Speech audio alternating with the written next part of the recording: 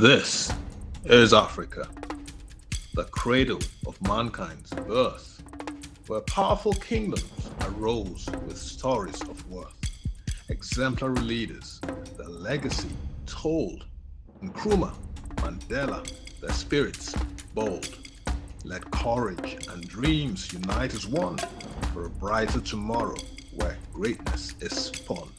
In this beautiful, colorful, and friendly domain, greatness awaits, where hopes shall not wane, where tales of triumph weave a tapestry. Welcome to Today in African History.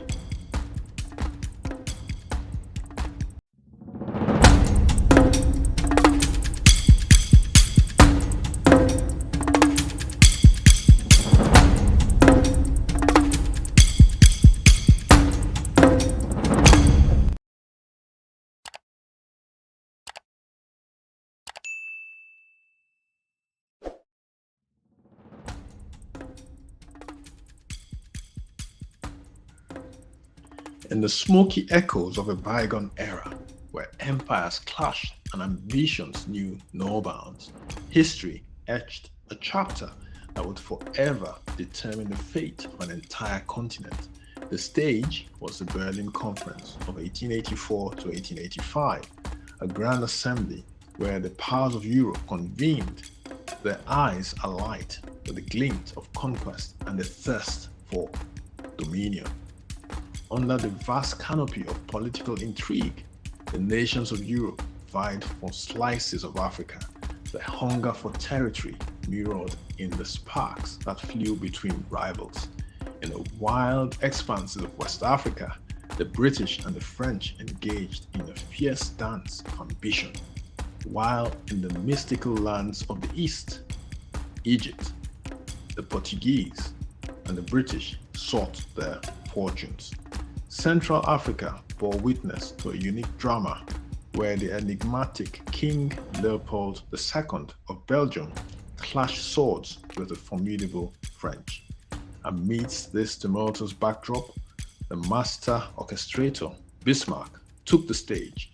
With the finesse of a political maestro, he called forth a gathering, the likes of which Africa had never seen. The Berlin Conference of 1884 to 1885 was more than a meeting. It was a crescendo, the pinnacle of European rivalry that echoed through time as the scramble for Africa. Driven by insatiable hunger, European powers cast their eyes upon Africa's untapped wealth. The continent, laden with resources, beckoned them. Great Britain, France, and Germany, in their quest for industrial might, sought the treasures that lay within Africa's embrace. The factories roared in anticipation, their hunger matched only by the greed of the European powers. To safeguard their interests, they sent forth scouts, emissaries of ambition, who negotiated treaties with the indigenous peoples. The fate of nations hung in the balance as these treaties were inked, often under dubious circumstances. Meanwhile, Belgium's ambitious King Leopold II, driven by personal fortune, dispatched agents far and wide, laying claim to vast realms in the heart of Africa. In this grand tapestry of power, even the reluctant found themselves drawn into the fray. German Chancellor Otto von Bismarck, though initially indifferent to Africa's allure, was compelled to mark his nation's presence.